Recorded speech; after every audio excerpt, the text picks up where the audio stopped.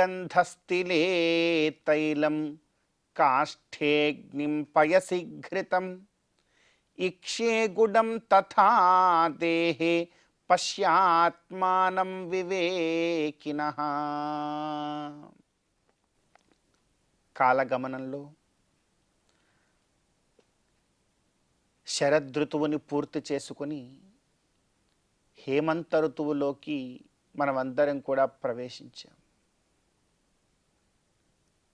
ఎంతో గొప్పదైన శివకేశవారాధనలకు ఎంతో గొప్పదైనటువంటి కాలమైన కార్తీక మాస కాలాన్ని పూర్తి చేసుకొని ఇప్పుడే మనం ఈ రోజున మార్గశీర్ష మాసంలోకి ప్రవేశించాం. ఈ మార్గశీర మాసం చాలా పవిత్రమైనటువంటిది. ప్రతి మాసము కూడా గొప్పదే. ఈ మాసము గొప్పది, ఈ మాసము గొప్పది కాదు అని చెప్పడానికి లేదు. దేని గొప్పదనం దానికి ఉన్నది.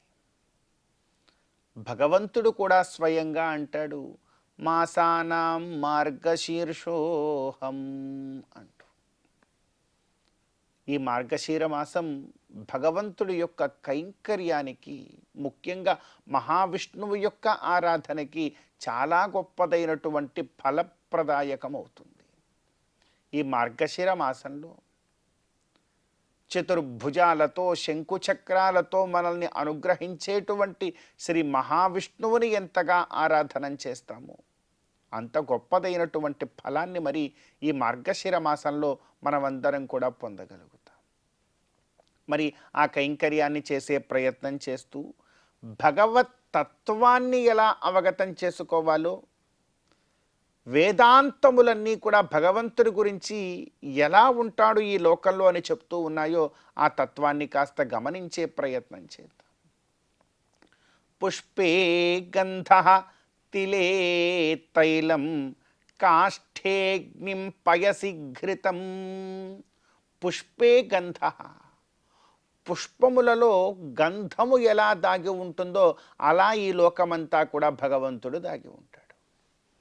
పుష్పం ఒకచోటే ఉంటుంది, కానీ దాని గంధము అంతా కూడా వ్యాపిస్తుంది. ఆ గంధము చూడడానికి కనపడదు, కానీ ఘ్రాణం చేయడానికి తెలుస్తుంది. అది ఎలానో భగవత్తత్వము కూడా ఈ లోకమంతా అలా ఉన్నది. కేవలం అలానే అనుకుంటున్నావా? ఇంకా ఉపమానాలు ఉన్నాయి. పుష్పే గంధః తిలే తైలం, తిలల యందు తైలము దాగి ఉన్నట్టుగా నువ్వులలో నువ్వుల నూనె దాగి ఉంది. ఈ విషయం మనందరికీ తెలుసు. కానీ ఆ నువ్వులను, ధాన్యమును తీసుకొని చూస్తూ ఉన్నప్పుడు లోపలెక్కడ నూనె కనపడదు. దాన్ని కాస్త మర్దనం చేసి కష్టపడి పిండి చూస్తే తప్ప అందులో తైలం బయటికి రాదు. అదేవిధంగా ఈ విశ్వమంతా కూడా భగవంతుడు దాగి ఉన్నాడు. ఆ విశ్వాన్ని విశ్వముగా చూస్తే నీకు భగవంతుడు ఎక్కడా కనపడడు. ఆ విశ్వమును పరీక్షించి నీవు కనుక చూస్తే, జ్ఞాన మథనము చేసి చూస్తే అప్పుడు నీకు భగవంతుడు కనపడతాడు. మరొక ఉపమానం కూడా చెప్తున్నారు. పుష్పే గంధస్థిలే తైలం కాష్ఠేగ్నిం పయసి ఘృతం. కాష్ఠే అగ్ని అంటే చెక్కలో అగ్ని దాగి ఉంది. కానీ ఆ చెక్కలో దాగి ఉన్నటువంటి అగ్ని నీవు తాకితే వెచ్చగా రాదు, కంటికి కనపడదు. కానీ అదే 2 చెక్కలను తీసుకొని గట్టిగా మర్దనం చేస్తే అప్పుడు బయటకు వస్తుంది. చూశారా? భగవంతుడి విశ్వమంతా అలానే ఉంటాడు. కానీ నువ్వు కూర్చొని ధ్యాన మదనం చేశావా, భగవంతుడు నీకు ప్రత్యక్షమవుతాడు. మరొక ఉపమానం కూడా చెప్తూ ఉన్నారు. కాష్ఠేగ్నిం పయసి ఘృతం. పయసి అంటే పాలలో ఘృతము, నెయ్యి దాగి ఉన్నట్టుగా. పాలలో నెయ్యి ఉన్నది, ఆ విషయం మనందరికీ తెలుసు. కానీ పాలను చూస్తున్నప్పుడే నెయ్యి కంటికి కనపడదు కదా. ఆ పాలని వేడి చెయ్యాలి, తోడు పెట్టాలి, అప్పుడు పెరుగు వస్తుంది, దాన్ని చిలకాలి, నవనీతం పుడుతుంది, దాన్ని కాచాలి, అప్పుడు కదా నెయ్యి తయారవుతుంది. అంటే ఇన్ని క్రియలు చేస్తే కానీ పాలలో ఉన్నటువంటి నెయ్యి మన కంటికి కనపడనట్టు, నువ్వు ఎన్నో రకాలైనటువంటి సాధనలు, తపస్సులు, ధర్మాచరణములు చేస్తే తప్ప నీకు భగవంతుడి లోకంలో ఉన్నవాడు కంటికి కనపడడు. అలా ఉన్నాడండి. ఇంకా చెప్తున్నారు ఉపమానం, ఇక్షే గుడం తథా దేహే పశ్యాత్మానం వివేకినః. ఈ విధంగా భగవంతుడు ఈ లోకమంతా కూడా దాగి ఉన్నాడు. పువ్వులలో గంధము వలె దాగి ఉన్నాడు, నువ్వులలో నూనె వలె దాగి ఉన్నాడు, చెక్కలో అగ్ని వలె దాగి ఉన్నాడు, పాలలో నెయ్యి వలె దాగి ఉన్నాడు. ఇలా భగవంతుడి యొక్క తత్వాన్ని ఎప్పుడైతే మనం జాగ్రత్తగా ఈ ఉపమానాలతో అర్థం చేసుకోగలుగుతామో అప్పుడే మనం పరిపూర్ణమైనటువంటి భగవతత్వాన్ని మనం అర్థం చేసుకొని స్వామి అనుగ్రహాన్ని పొందగలుగుతాం. మరి ఆ ప్రయత్నం మనం అందరం కూడా చేస్తూ ఈనాటి తిథివార నక్షత్రాలలో ఉండేటువంటి తత్వాన్ని కాస్త మన జీవితానికి అన్వయించుకునే ప్రయత్నం చేద్దాం. ఈ రోజున నవంబర్ 21వ తేదీ మార్గశిర మాస శుక్లపక్ష పాడ్యమి తిథి. ఈ రోజు నుంచి మనకు మార్గశిర మాసం ఆరంభమవుతూ ఉన్నది. ఈ మార్గశిర మాస శుక్లపక్ష పాడ్యమి, ఈ పాడ్యమి తిథికి అధిదేవుడు అగ్నిదేవుడు. ఈ రోజున అగ్న్యారాధనం చాలా గొప్పదైనటువంటి ఫలాన్ని మనకు కలుగజేస్తుంది. అదేవిధంగా ఈరోజు నక్షత్రం అనురాధ నక్షత్రం. అనురాధ నక్షత్రానికి అధిదేవుడు మిత్ర అను నామధేయము కలిగినటువంటి సూర్యభగవానుడు. ఈ రోజున సూర్యభగవానుడి యొక్క ఆరాధనం చక్కనైనటువంటి ఆయురారోగ్యాలను మనందరికీ కూడా కలుగజేస్తుంది. అదేవిధంగా ఈరోజు వారం శుక్రవారం, మహాలక్ష్మి అమ్మవారి యొక్క ఆరాధనం చక్కనైనటువంటి సిరి సంపదలను మనందరికీ కూడా ఈ జీవితంలో అనుగ్రహిస్తుంది. కాబట్టి ఈ తిథివార నక్షత్రాలలో ఉండేటువంటి తత్వాన్ని కాస్త మన జీవితానికి అన్వయించుకొని ఎంతో గొప్పదైనటువంటి ఈ మార్గశిర మాస శుభోదయ సమయాన్ని మనం చరితార్థం చేసుకుందాం. చందురుతోడ పూటిన సంపదల మెరుగవో కందువ బ్రహ్మల కాచే కల్పవల్లివో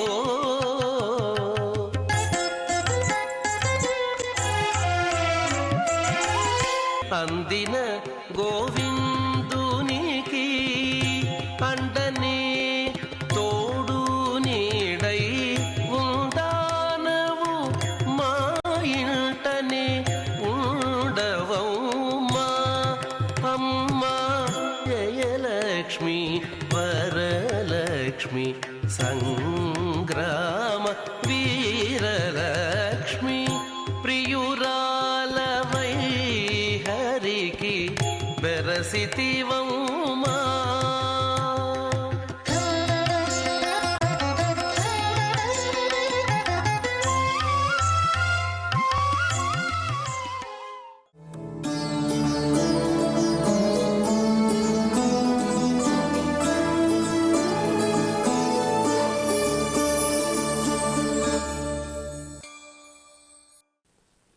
సమస్తజననీం వందే చైతన్యస్తన్యదాయినీం శ్రేయసీం శ్రీనివాసస్య కరుణామివ రూపిణీం.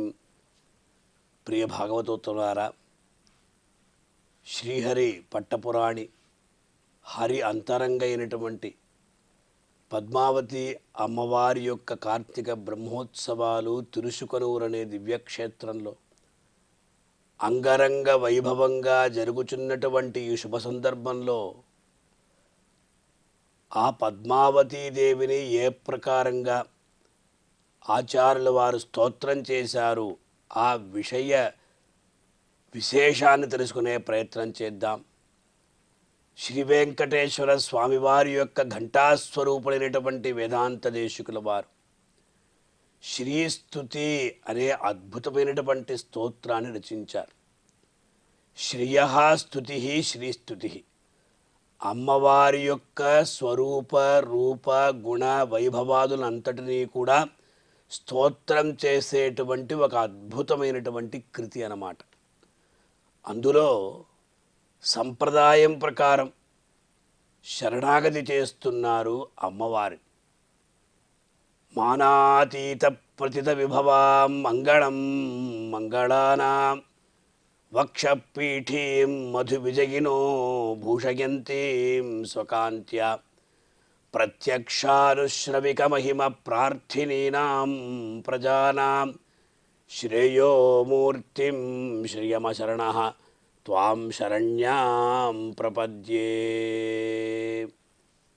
త్వాం శరణ్యాం ప్రపద్యే అని అమ్మవారి యొక్క దివ్య పాదార విందముల యందు శరణాగతి చేస్తున్నారు దేశికుల వారు. పద్మావతి అమ్మవారి యొక్క వైభవం ఏమిటి అంటే మానాతీత ప్రతిత విభవాం, అంటే ప్రమాణములకు అతీతురాలు. అమ్మవారి యొక్క వైభవం ఇంతే అని మనం చెప్పలేం. అదే ప్రకారం ఇయత్త అని చెప్తూ ఉంటారు, మనం కొలవలేం.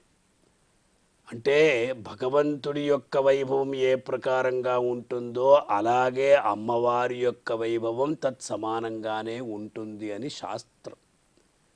అంచేతనే భగవద్రామాదుల వారు భగవన్నారాయణ అభిమతానురూప స్వరూపరూప గుణ విభవైశ్వర్య శీలాద్యనవతికాచి అసంఖ్యేయ కళ్యాణ గుణగణాం అని చెప్తూ భగవతీం అన్నారు.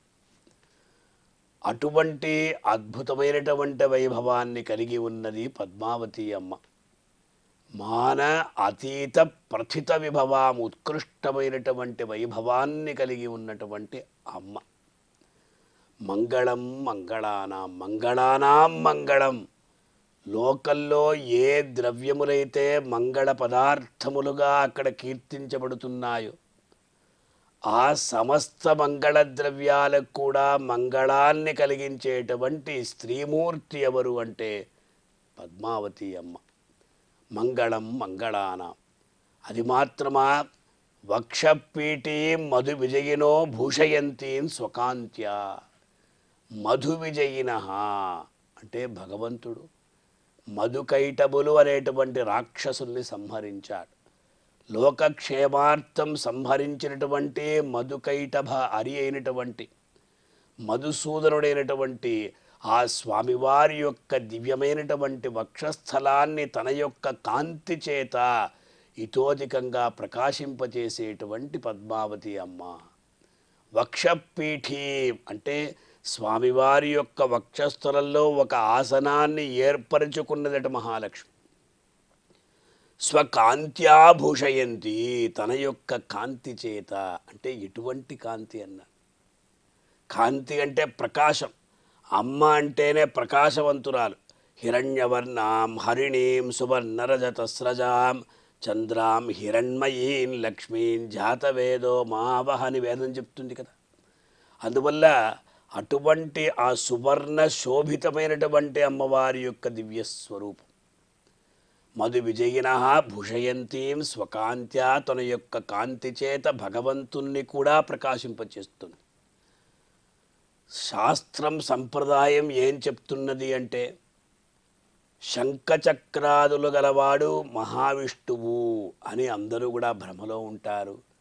కానీ ఎచ్చటైతే మహాలక్ష్మి ఉంటుందో ఆ మహాలక్ష్మి యొక్క ఉనికి, అంటే మహాలక్ష్మి ఉంటేనే భగవంతుడని చెప్పవచ్చట.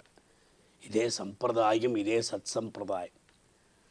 తరువాత ప్రత్యక్షానుశ్రవిక మహిమ ప్రార్థినీనాం ప్రజానాం. ప్రత్యక్షం ఆనుశ్రవికం. లోకంలో మనం అందరం కూడా ఉంటున్నాం. ఎన్నో కోరికలు మనకు ఉంటూనే ఉంటాయి. ఇహలోక సౌఖ్యదాయకమైనటువంటి ఇచ్ఛలు, అభిలాషలు ఎక్కడ కోరుకుంటాం? ఎవరి దగ్గర కోరుకుంటామంటే అమ్మవారి దగ్గరే కోరుకుంటాం. ఎలాగైతే ఒక బిడ్డ తన యొక్క ఇంటిలో తల్లి దగ్గర ఎంతో చనువుగా అన్నింటినీ కోరుకొని ఆ తండ్రి ద్వారా అన్నింటినీ లభింపజేసుకుంటాడో అదే ప్రకారం జగజ్జనని లోకమాత అయినటువంటి మహాలక్ష్మి ప్రత్యక్ష ఆనుశ్రవికం. అంటే ఇహలోక సౌఖ్యదాయకమైనటువంటి వస్తువులంతా కూడా మనం కోరుకుంటే అమ్మ ఇస్తుందట. అంటే ఉచితంగా.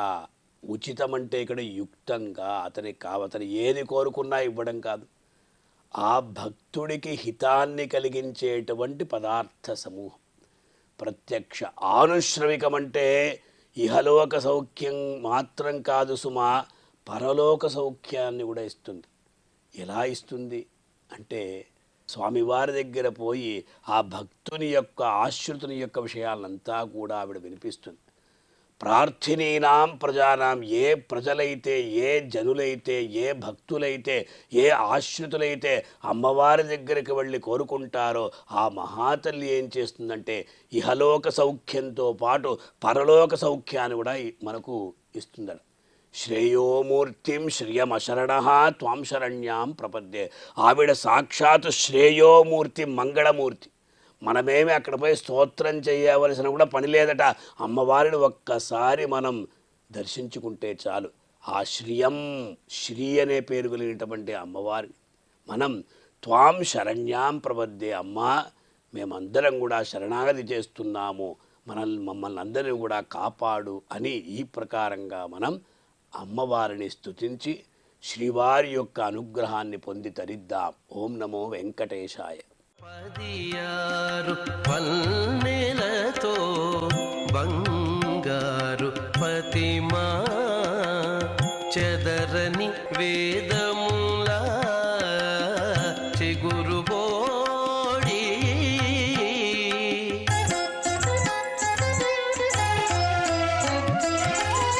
ఎదుట శ్రీ వెంకటేశు నిల్లాలవై నీవు నిధుల నిలిచే తల్లి నీవారమౌమా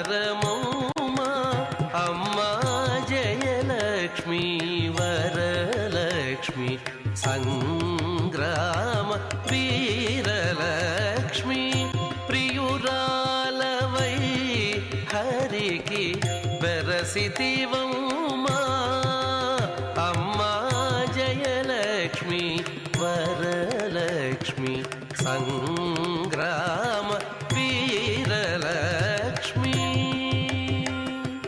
వరలక్ష్మి జయలక్ష్మి.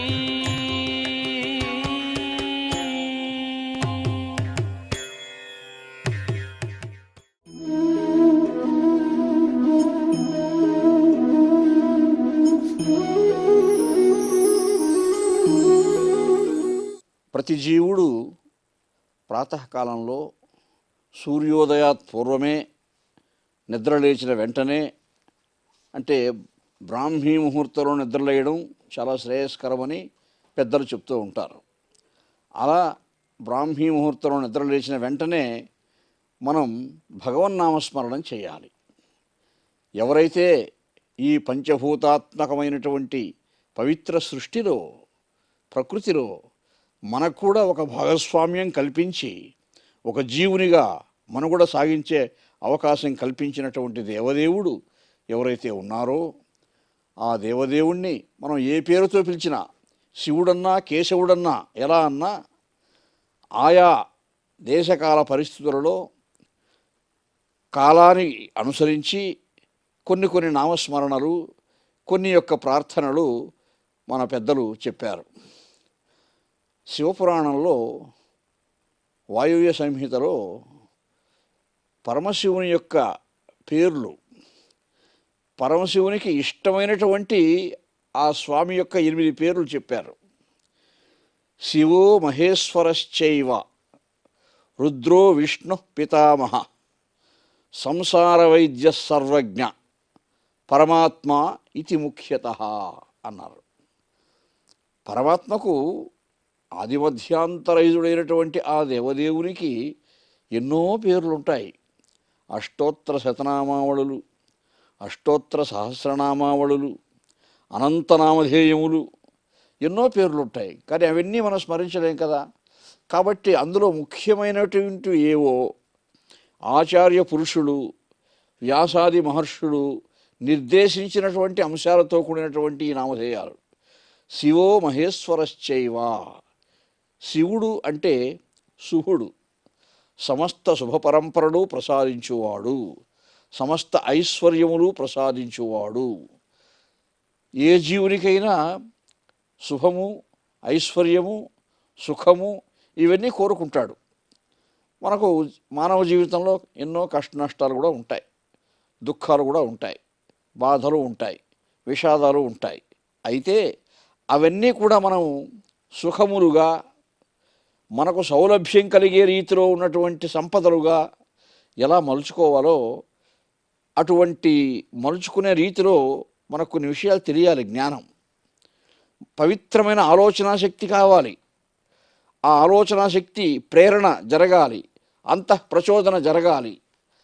అలాంటి అంతఃప్రచోదన జరగాలి అంటే భగవంతుడు మనల్ని అనుగ్రహించాలి. ఎలా అనుగ్రహిస్తాడు? స్తోత్రప్రియుడు భగవంతుడు. స్తోత్ర, ధ్యాన, నతి, ప్రదక్షిణ, సపర్య, ఆలోకన, ఆకర్ణన ఇటువంటి అంశాలకు పరమాత్మ ప్రసన్నుడవుతాడు.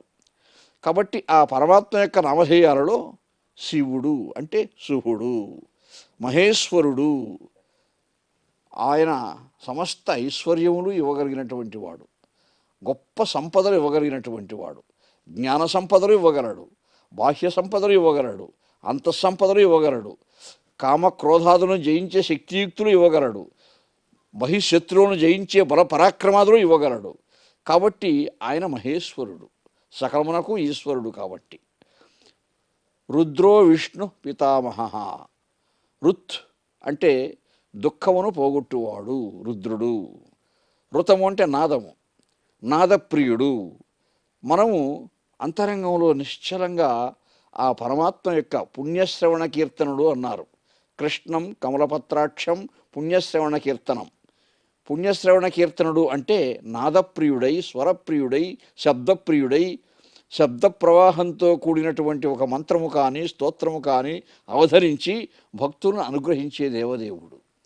అటువంటి వాడు రుద్రుడు. విష్ణు అంటే సర్వం విష్ణువయం జగత్, సమస్తమును వ్యాపించి ఉన్నాడు ఆ పరమాత్మ, ఎక్కడైనా ఉన్నాడు. ప్రహ్లాదుడు చెప్పినట్టుగా ఇందుగలడందులేడని సందేహము వలదు, చక్రి సర్వోపగతుండు, ఎందెందు వెదకి చూచిన అందందే కలడు. వెదకి చూచిన అంటే అదే తపస్సు, ఆ వెదకి చూడడమే తపస్సు. కాబట్టి అలా ఈ నామధేయాల్లో ఉన్నటువంటి అంతరార్థాలన్నీ కూడా మనం భావించి చొక్కి పరవశించినప్పుడు తప్పకుండా పరమాత్మ ఇది ముఖ్యతః. ఈ 8 ముఖ్యమైన నామధేయాలు కాబట్టి ఇవి స్మరించుకుంటే జీవుడు తప్పకుండా కృతార్థుడవుతాడు అని శివపురాణం చెప్తూ ఉంది.